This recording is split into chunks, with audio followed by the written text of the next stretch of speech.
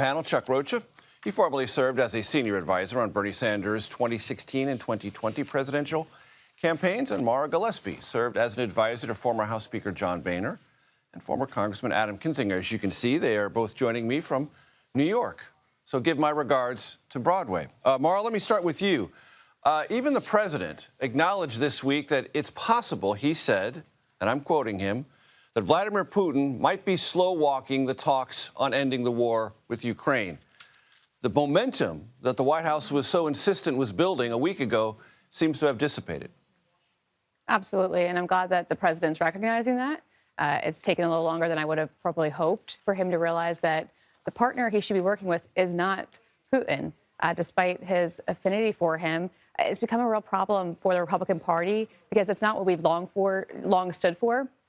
We've always recognized Russia to be an adversary. And yes, they're not economically threatening to us, but their partnership with China and other bad actors like Iran has been a problem. So I think it's really important for him to at least come to this recognition. I just wish he would take further steps back from Putin and recognize the role that Ukraine plays for our foreign policy and our standing in the world. Chuck, your take? Look, I think that Mitch McConnell said what a lot of other Republicans are scared to say. The Republican Party for a long time, and I have run lots of campaigns against Republicans, and I'll keep it in mind that Mara's sitting right next to me so she don't hit me. But we come at this from an angle as Democrats, and normally we're fighting Republicans who are very hawkish. They love a good war. They love military spending. And so what the former leader is saying is what a lot of them are thinking, but because he's not running for office again, he ain't scared to say it.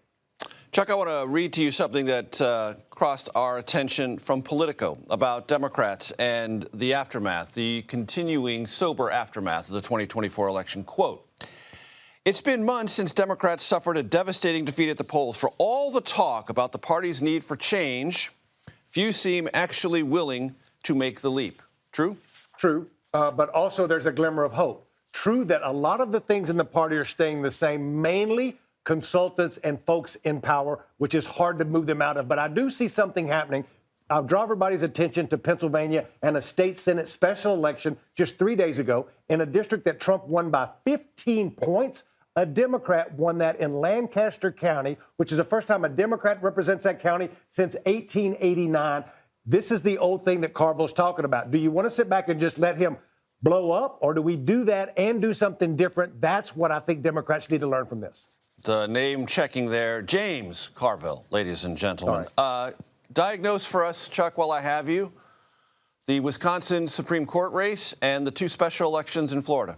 It's going to come down to be a nail-biter. In Wisconsin first, it's a 50-50 state. It's a state where it's half Democrat, half Republican. I think the Democrats who have a better turnout in special elections win that. In the two races in Florida, they're close. They're both Republican plus 30 for Donald Trump. If Democrats get anywhere near winning that where you can smell a victory, it's a big setback for Republicans. Mara, will any of those three races that Chuck described have any effect on Republican calculations and calculus? Florida will, for sure. Florida about will. Trump and the agenda. I think Florida will, because you're already seeing it play out. The fact that Elise Stefanik had to renege on her, ambassadorship to the UN, that's creating quite the dynamic within leadership. But also it shows you that the Trump world recognizes that they are going to be losing people.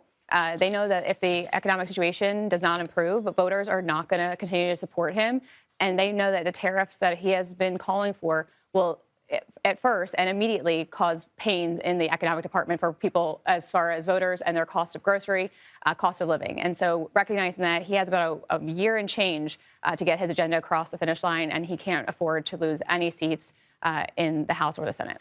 So, Mara, let me just continue with this line of questioning with you, because we're going to have these races on Tuesday, Wisconsin and Florida.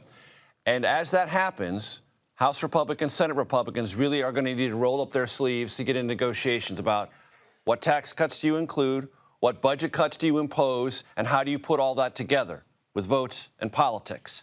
These races might inject some caution in there, you think? They might, but what's going to be most important is that they come together and stay unified. They cannot afford to lose anyone. And that means, they're going to have to really look at Thomas Massie as their one out, because he's unlikely to join them.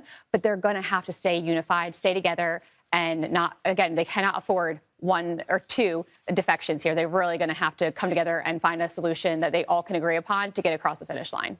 Coming to us from the bright lights of New York City, Chuck Rocha and Mara Gillespie. Thank you very much.